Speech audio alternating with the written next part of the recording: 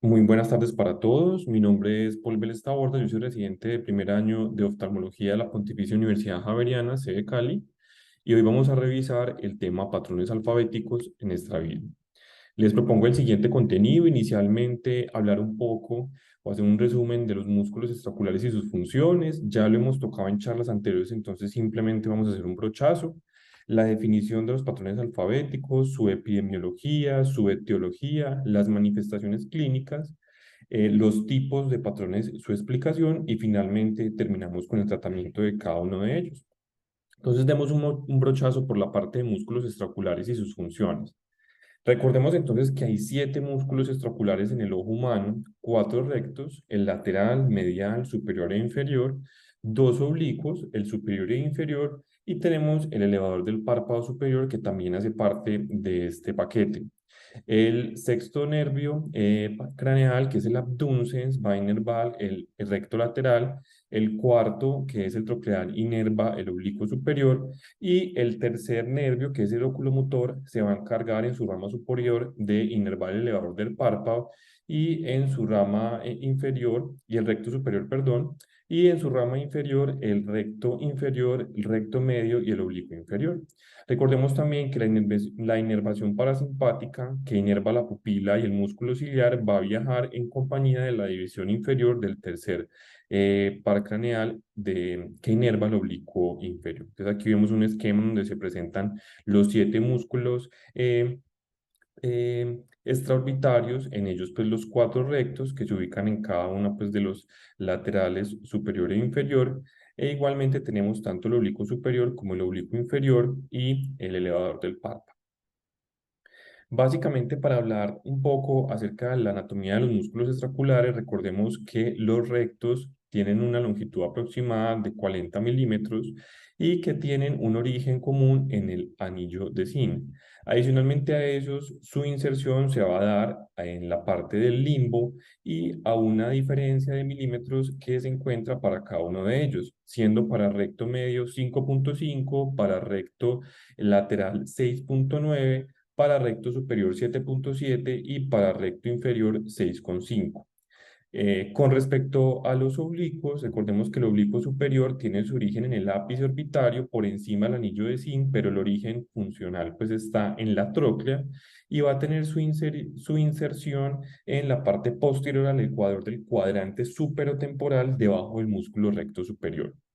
Con respecto al oblicuo inferior, entonces recordemos que nace, digamos, en la parte inferior lateral de la fosa lacrimal y va a tener su inserción en el área lateral de la mácula. Entonces, para recordar esos aspectos. Con respecto a la parte fisiológica, recordemos que cada uno de ellos va a tener unos movimientos que serán primarios, secundarios o terciarios. Básicamente el recto medio, su función primaria va a ser la abducción y del recto lateral va a ser la abducción sin tener movimientos secundarios ni terciarios.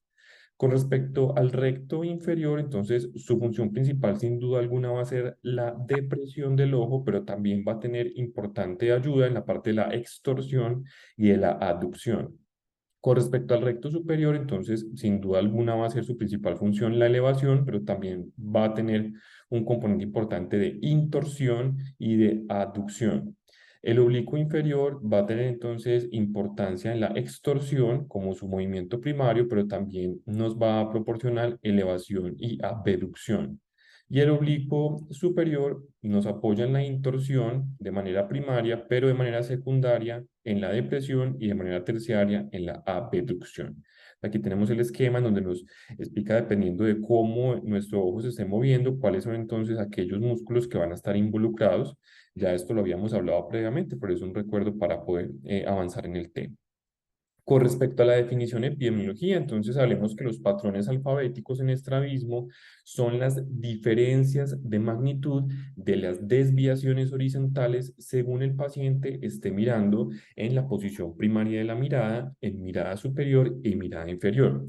Es así que cuando cambia la magnitud forma un patrón en letra y es lo que llamamos pues el patrón alfabético. Veremos que las más comunes o las más frecuentes que vamos a encontrar en nuestras consultas, en nuestros pacientes, va a ser el patrón en A y el patrón en B, por eso deberíamos hacer énfasis en estos dos. Sin embargo, hay que conocer que hay otros patrones, como el patrón Y, el patrón X, el patrón lambda.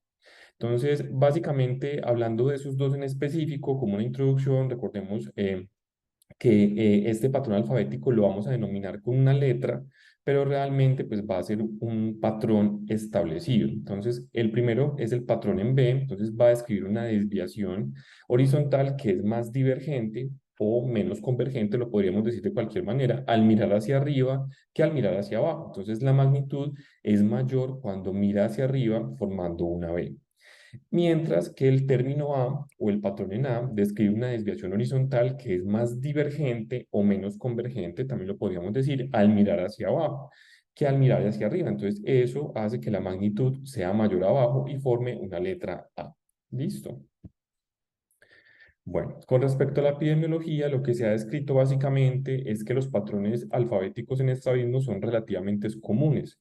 Hablamos que el patrón A y el patrón B se pueden encontrar hasta el 25% de todos los casos de estrabismo horizontal y que el patrón en B va a ser mucho más frecuente en general. Sin embargo, vamos a encontrar alguna asociación fuerte donde esta prevalencia es mucho más alta, por ejemplo, en el síndrome de Duane o en el síndrome de Brown, que también es restrictivo y en donde se da una elevación limitada del ojo a una posición en aducción y la mayoría de veces va a ser secundaria a una restricción mecánica del complejo tendón oblicuo superior tróclea.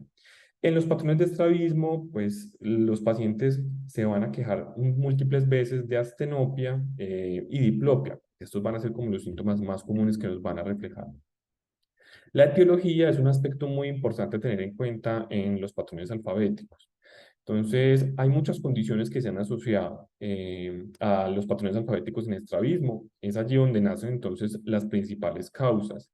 Entonces, dentro de esas podemos encontrar la primera de la que vamos a hablar, que es la disfunción de los oblicuos.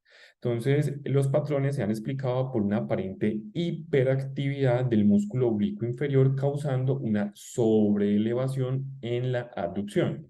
Eso lo que va a causar, pues, es un patrón en B, como el que se ve en la imagen, ¿cierto? Observen cómo se presenta entonces esa hiperactividad del músculo oblicuo inferior que lleva a que el paciente presente una separación o una exotropia en la mirada superior diferente a lo que se ve entonces en la mirada inferior. Entonces, básicamente, el paciente nos presenta acá, como lo vemos en las imágenes superiores, una exotropia que se presenta de manera superior y vamos a encontrar una endotropia cuando el paciente mira abajo. Entonces, esa divergencia es mayor en la mirada hacia arriba que en la mirada hacia abajo y por eso se forma ese patrón en B.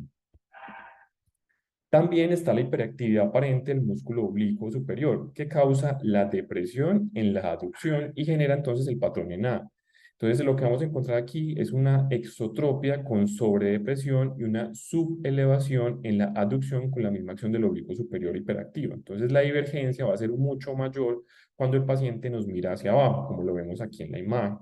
Y vemos entonces que esta es una característica pues, de esa hiperactividad de ese oblicuo superior y vamos a encontrar la diferencia en la posición de la mirada cuando el paciente está viendo pues en la parte superior. La otra teoría que puede contribuir a estos patrones alfabéticos son las anomalías en el sistema de las poleas. Esto como causa de la hiperactividad del oblicuo y de las vías y funciones alteradas de los rectos que pueden dar lugar a patrones alfabéticos, tanto en A como patrones alfabéticos en B.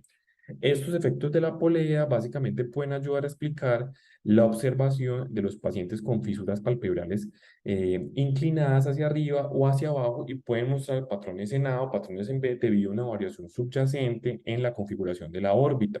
Esto se observa en la orientación de las fisuras como se ve en esta imagen, ¿cierto? Ahí se nota pues como esas fisuras palpebrales, en este caso pues que están dadas hacia inferior y que nos llevan a que se pueda observar ese patrón. Y en estos pacientes con anomalías craniofaciales puede tener un estrabismo en forma de B como una manifestación de la rotación de las órbitas del sistema de poleas y las vías musculares. Perfecto. Este es otro ejemplo pues, de una imagen del libro de la Academia Japonesa de Oftalmología, en donde se observan pues, las facies mongoloides. Se ha considerado, según pues, algunos estudios, que la inclinación mongoloide, es decir, la que se observa hacia arriba, de las fisuras palpebrales se asocia con una hiperacción del oblicuo superior. Entonces, recordemos que esa hiperfunción o esa eh, hiperfunción del oblicuo superior se va a llevar a cabo en un patrón en A. Y la inclinación antimonguloide, que es la que se presenta con las fisuras hacia abajo, se asocia con una hiperacción del oblicuo inferior. Y aquí entonces donde vamos a observar el patrón en B. Entonces, hacemos como esa diserción entre lo que se presenta con un patrón antimongoloide, es decir, con fisuras hacia abajo, llevando a un patrón de hiperacción del oblicuo inferior, llevando a un patrón en B, y tenemos las fisuras papilolares hacia arriba o mongoloides que se da con una hiperfunción del oblicuo superior generando un patrón en A. Entonces eso nos tiene que quedar como bastante claro. El síndrome de Cruzon es una sinostosis craneofacial congénita y son pacientes que presentan malformaciones en el cráneo y en la cara. Entonces miren cómo estas fases dimórficas con esas características en cráneo y también en cara y también unas características muy claras en sus ojos. En este caso son pacientes que van a tener una tendencia a llevar patrones en B y básicamente tenemos entonces esta imagen en donde miren cómo en la parte A deberíamos encontrar todos los rectos, pero en estos pacientes podemos encontrar unos rectos que se están presentando con este tipo de orígenes e inserciones. Entonces miren cómo estas características de esas inserciones van a llevar a que el ojo pues lleve a cabo un patrón inadecuado que generalmente se va a presentar en un patrón en B. Otra de las teorías es la torsión ocular. Es una teoría que básicamente dice que se desplaza el trayecto anterior de los músculos rectos verticales, siendo así la extorsión desplazando el músculo recto superior en sentido temporal, como lo muestra aquí el gráfico, y el músculo recto inferior en sentido nasal, lo que tiende a producir entonces un patrón en B. Ahora, si se da una intorsión, es decir, que se desplace el recto superior nasalmente y el recto inferior temporalmente, lo que se va a producir es un patrón en A. Entonces, básicamente se da una torsión ocular y dependiendo de cómo se esté dando esa torsión, nos vamos a enfrentar a un patrón en B o a un patrón en A. También encontramos entonces los rectos laterales restringidos, que es otra de las teorías. En contracturas de estos se presenta entonces la exotropia, especialmente cuando se presentan exotropias de gran ángulo que pueden dar como resultado entonces un patrón en X. Y también está la teoría de la inervación anómala, que puede ser aislada o que podría estar asociada con trastornos congénitos de inervación craneal, y la más común es que produzca un patrón en Y. O lo otro es que se presente una inervación selectiva de los compartimentos superior e inferior de los músculos rectos horizontales que van a contribuir a patrones en A y patrones en B. Y los rectos laterales restringidos va a ser otra de las teorías en contractura de estos, que se presenta la exotropia de gran ángulo, que puede dar como resultado patrones en X. O también está la teoría de una inervación anómala, que puede estar aislada o a veces asociada con otros trastornos congénitos. Entonces, en este caso, pues es muy importante que tengamos en cuenta cada uno de estas condiciones que también son causas importantes, menos comunes como las primeras tres que les presenté, pero que también hay que tenerlas muy en cuenta. Básicamente, ¿qué vamos a encontrar en nuestros niños con patrones alfabéticos? Entonces, cuando encontramos un patrón alfabético, vamos a tener generalmente una postura normal de la cabeza. Entonces, aquí vemos, por ejemplo, un paciente que tiene una exotropia en forma de B y puede adoptar una elevación del mentón, miren que lo hace de esta manera, para mantener el ojo mirando pues como hacia abajo, donde la desviación es más mínima. Y esto pues no se va a presentar en todos los casos, pero en este caso lo podemos ver claramente en este niño. Y la otra queja usual que vamos a presentar pues es la astenopia o el cansancio visual y la presencia de visión doble, especialmente si se presenta desviación más hacia abajo. Con respecto a la valoración clínica, entonces, lo primero que hay que valorar en estos pacientes es establecer la fijación con un objeto acomodativo a distancia y haciendo un adecuado cobertés, que ya hemos, digamos, hecho un abordaje amplio en cómo realizarlo de manera adecuada. Valoramos entonces la posición principal de la mirada y con la mirada fija valoramos cómo se da hacia arriba y cómo se da hacia abajo.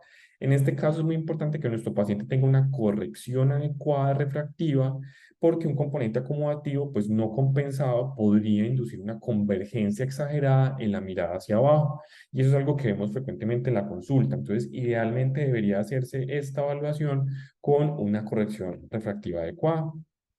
Posterior a esto y teniendo en cuenta esto, pues se debe buscar específicamente la hiperactividad del oblicuo aparente y un patrón en A se considera clínicamente significativo cuando la diferencia de medición entre la mirada hacia arriba y entre la mirada hacia abajo tiene al menos 10 dioptrías prismáticas. Y se habla entonces de un patrón en B cuando hay una diferencia de por lo menos 15 dioptrías en la parte de mirada hacia arriba y mirada hacia abajo, ya que normalmente pues va a haber una convergencia fisiológica en la mirada hacia abajo, que puede ser normal, pero no debería superar esas 15 dioptrías que les estoy mencionando. Hablemos un poco entonces de cada uno de los patrones. Entonces el patrón en B básicamente es el patrón que, como les mencionaba, es el más frecuente, el que vamos a ver más frecuentemente en nuestras consultas, el que vamos a encontrar con mayor frecuencia.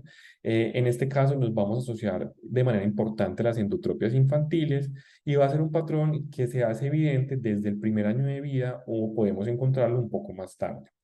Pueden verse en caso de parálisis del oblicuo superior, particularmente si estas son bilaterales, y en pacientes con malformaciones craniofaciales como las que les mencioné previamente es frecuentemente encontrar.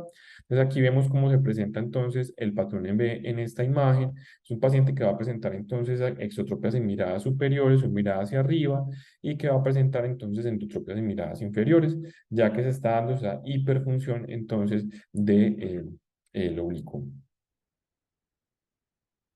Aquí vemos un esquema entonces donde, digamos de manera más esquemática, valga la redundancia, se observa ese patrón en B, observen cómo se genera entonces esa divergencia, mirada superior, convergencia, mirada inferior. Les traigo este video para que observemos de manera un poco más esquemática cómo se puede presentar. Esta es una paciente que presenta un patrón alfabético en B, entonces observemos cómo se da esa divergencia en la mirada superior y cuando la llevamos a mirada inferior,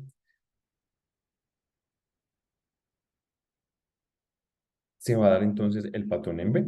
En este caso, adicionalmente al patrón, pues esta paciente presenta una deficiencia postural debido a que ya seguramente lleva con este patrón alfabético un tiempo importante.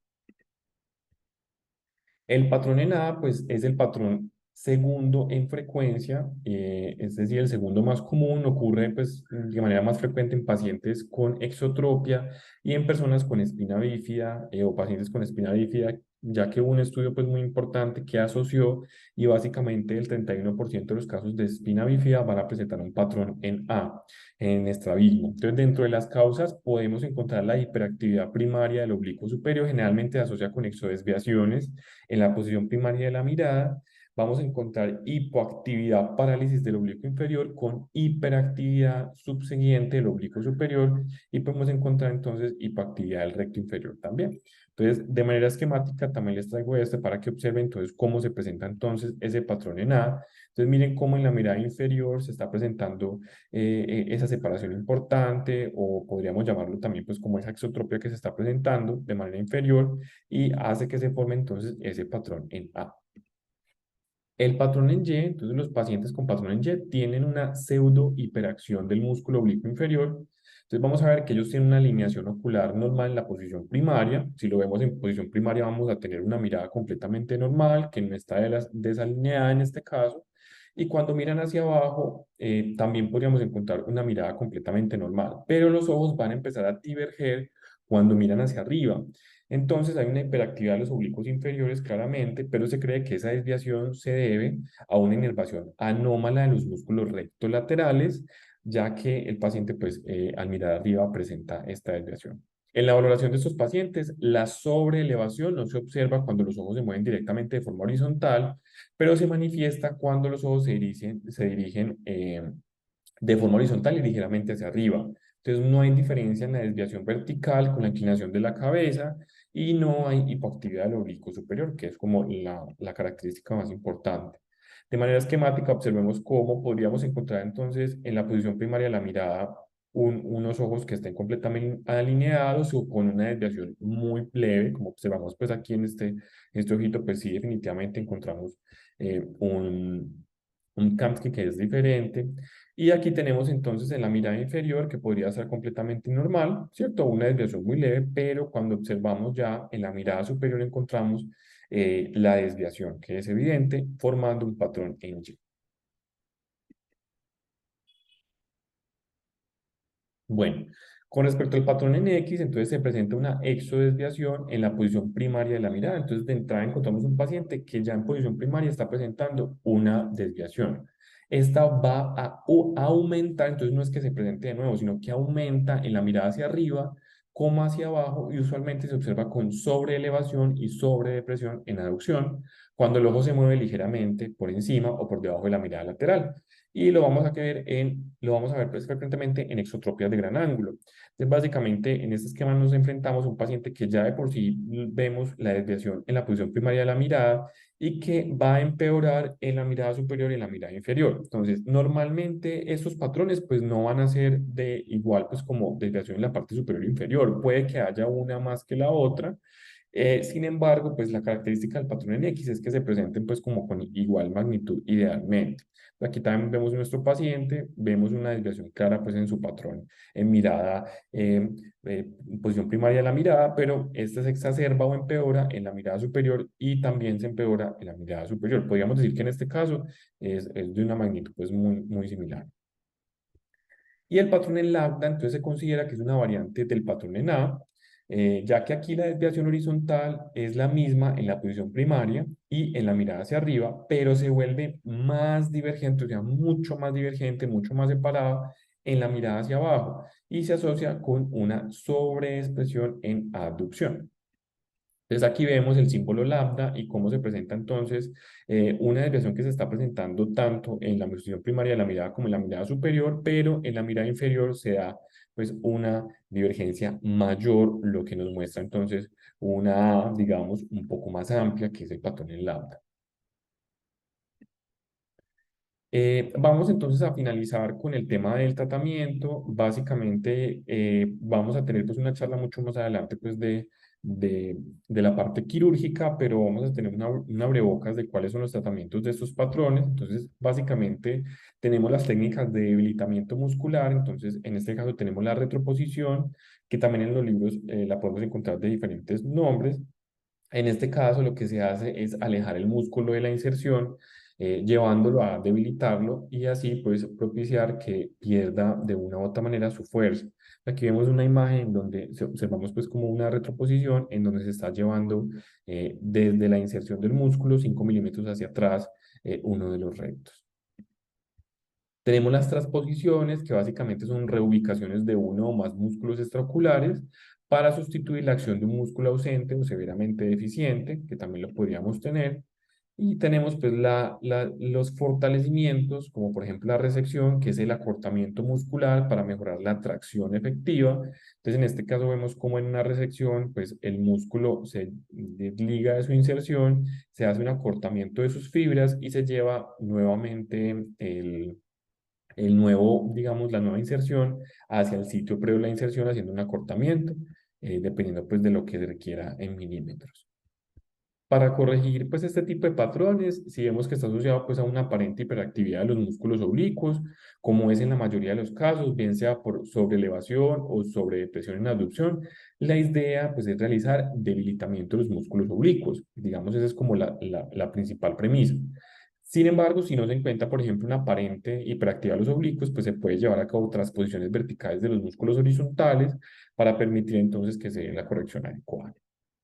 Entonces, los músculos rectos mediales, y esto es algo que tenemos que tener muy claro, siempre se mueven hacia el vértice del patrón, es decir, hacia arriba en los patrones en A o hacia abajo en los patrones en B, como lo vemos en la imagen, ¿cierto? Entonces, miren cómo los rectos van entonces a movilizarse dependiendo de dónde se encuentre el vértice, ya sea en el patrón en A o el patrón en B. Y los rectos laterales siempre se van a mover hacia el recto abierto, ¿cierto? Hacia el extremo abierto, perdón. Entonces, miren cómo los laterales, en este caso, se van hacia la parte inferior en el patrón en A y hacia la parte superior en el patrón en B. Eso debemos tenerlo muy en cuenta para la programación de la cirugía. Y hay otras consideraciones importantes a tener en cuenta. Entonces, si se utiliza la transposición de los músculos rectos horizontales para tratar el patrón de estrabismo, cuando hay torsión ocular asociada, se exacerba la torsión. Entonces, la extorsión con patrón en B o la intorsión con patrón en A.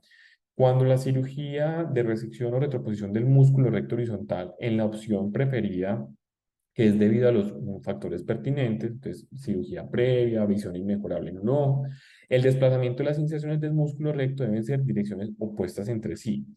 En ocasiones se ajusta la cantidad de la cirugía horizontal debido al efecto del debilitamiento del músculo oblicuo sobre la desviación horizontal y no es necesario que para el oblicuo inferior pues, no cambia sustancialmente la alineación de la posición primaria, a diferencia pues, de lo que sí ocurre con el superior. Y la cirugía de los músculos rectos verticales, como el desplazamiento temporal de los músculos o en los rectos superiores para la endotropia en patrón en A o el desplazamiento temporal de los músculos rectos inferiores para el patrón en B, es poco usado debido a que la transposición de los músculos rectos horizontales eh, suele ser suficiente, entonces no es necesario que toquemos los verticales en este caso. Con respecto al manejo específico por patrón, entonces hablemos un poco del patrón en B. Entonces, el patrón en B, entonces, para la endotropia o la exotropia que se asocia sobre elevación en aducción, lo que se hace es debilitamiento de los músculos oblicuos inferiores y si encontramos una desviación vertical disociada, pues la transposición anterior del músculo oblicuo inferior, que puede mejorar tanto el patrón en B como la desviación vertical asociada. Entonces, debido a que los pacientes menores de 2 años con endotropia infantil con patrón en B tienen un riesgo alto de desarrollar desviaciones verticales asociadas, en este caso, pues la transposición anterior del músculo oblicuo inferior puede considerarse en una forma preventiva para evitar pues, que este paciente presente entonces esas desviaciones verticales posteriores. Y recordar que la mayoría de los casos de estos patrones en B tienen que ver con la hiperfunción del oblicuo inferior y una opción quirúrgica para estos pacientes es reposicionar el oblicuo inferior al lado de la inserción del recto inferior y se anterioriza el oblicuo inferior para reforzar la acción del recto inferior y debilitar el oblicuo y además pues evita la desviación vertical disociada posterior, ¿cierto? Es decir, también puede ser una estrategia preventiva para evitar entonces esa desviación vertical asociada posterior. Para pacientes con endotropia o exotropia en patrón en B, no asociada pues como con la sobreelevación en aducción, se realiza una transposición vertical adecuada de los músculos rectos horizontales y si hay endotropia, que es lo más común en estos patrones en B, se puede hacer retroposiciones verticales de los rectos mediales y transposición hacia abajo de los tendones y en exotropia se puede tratar con resecciones bilaterales de recto lateral y transposición hacia arriba del tendón. Con respecto al patrón en A, si está asociada con sobredepresión en abducción, se realiza el debilitamiento de los músculos oblicuos superiores. Digamos que lo que se define en el texto de Kansky o en la lectura es que es igual realizar si hay disfunción oblicua, una tenotomía, que es una sección del tendón posterior al oblicuo superior, y en la literatura de la academia indica que la tenotomía pues, posterior a la inserción es un método eficaz para tratar hasta 20 dioptrías y la tenotomía del oblicuo superior bilateral es un procedimiento pues, muy potente y podría utilizarse hasta por corregir hasta 40 o 50 dioptrías en el patrón en A, pero siempre va a existir el riesgo de inducir una torsión en este procedimiento, lo que puede ser pues, muy sintomático para los pacientes y puede intervenir de manera importante en el establecimiento de la fisión binocular.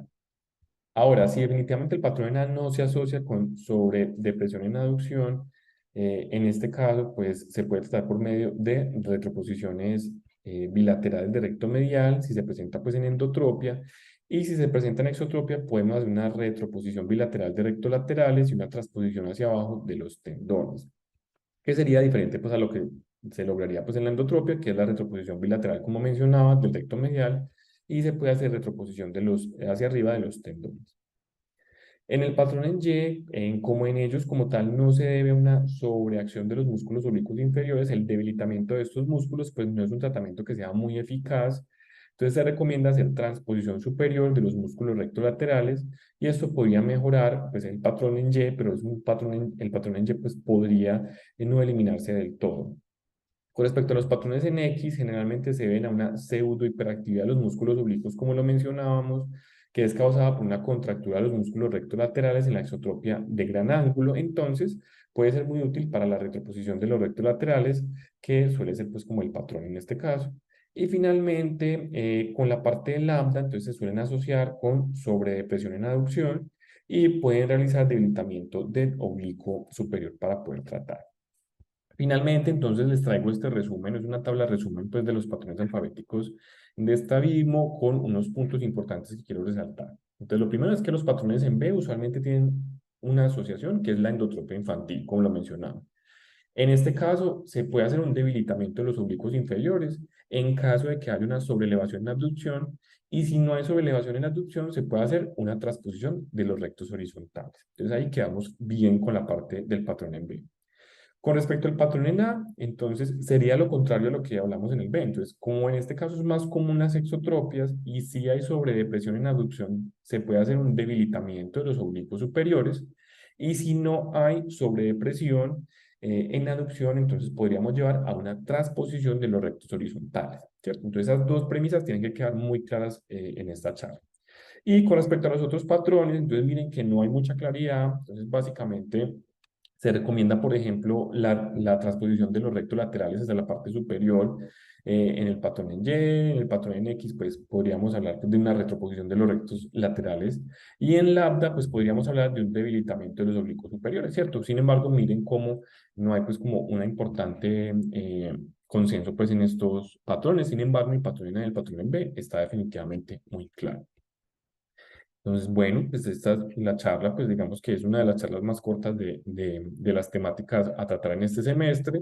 Sin embargo, es muy importante, digamos, conocerlo, pues en consulta, sin duda alguna me he dado cuenta, y ustedes se darán cuenta cuando estén rotando por el servicio de oftalmopediatría, que es frecuente encontrar pacientes con patrones alfabéticos. Entonces es muy importante saber evaluarlos, conocerlos, y pues aquí les dejé un brochazo de cómo tratarlos, pero más adelante vamos a tener ya una charla propiamente dicha de los patrones de las cirugías pues de estrabismo, donde vamos a hablar un poco más de esto.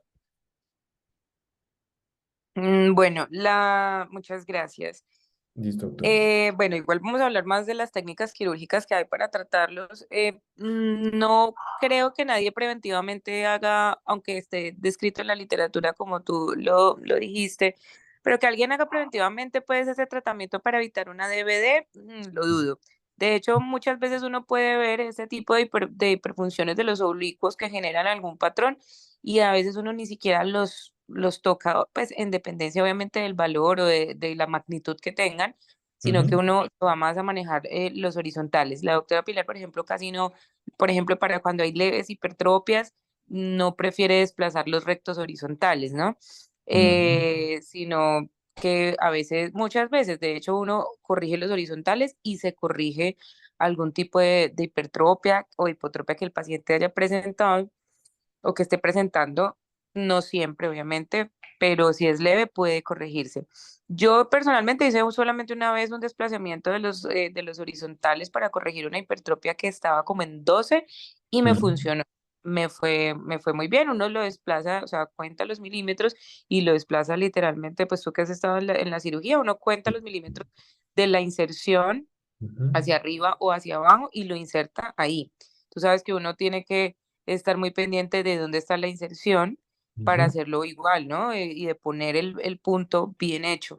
Y en este punto, entonces uno lo que hace es correr la inserción y lo hice una vez y me fue bien, pero no es que se haga.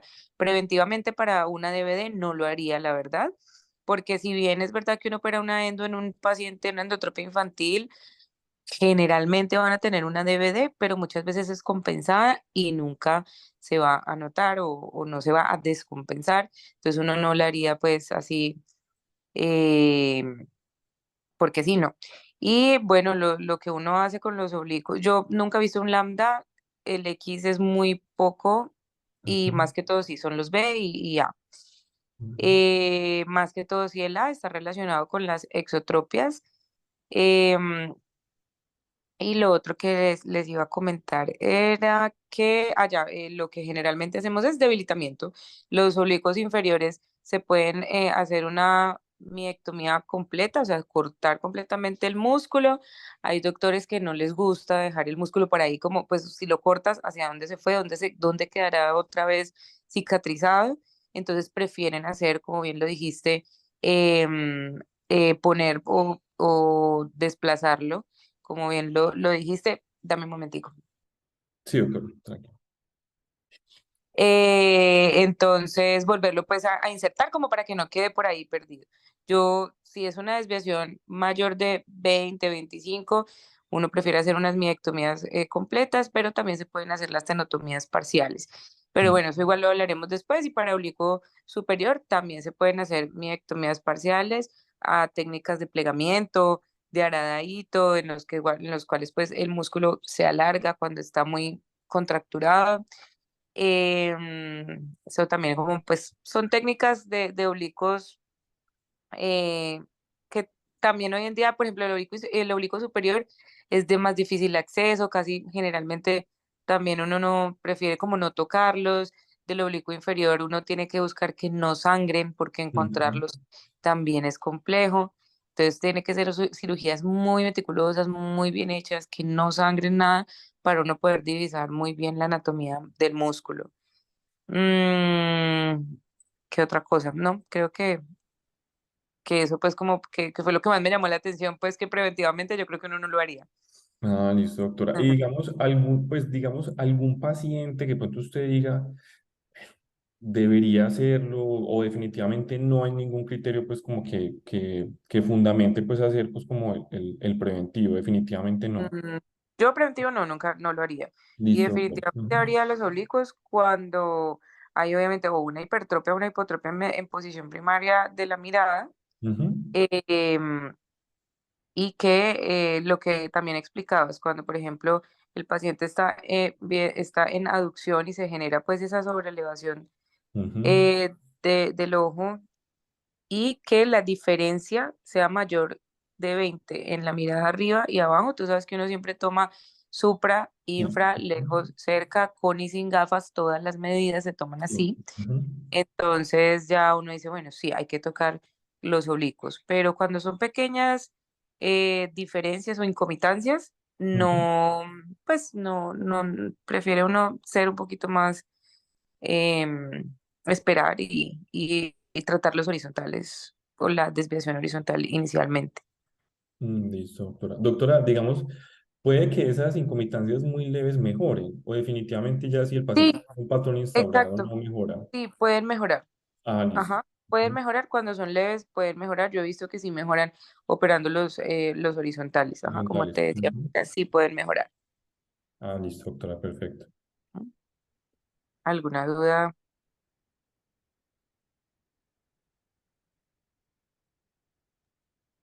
Bueno, que descansen, que pasen buena noche y nos vemos entonces. Listo, doctora, muchas gracias. Un Ahorita, Doctora, abrazo. muchas gracias. Hasta luego, muchachos. Muchas gracias por gracias. su atención. Chao. Gracias, Hasta doctor. luego. Muchas gracias.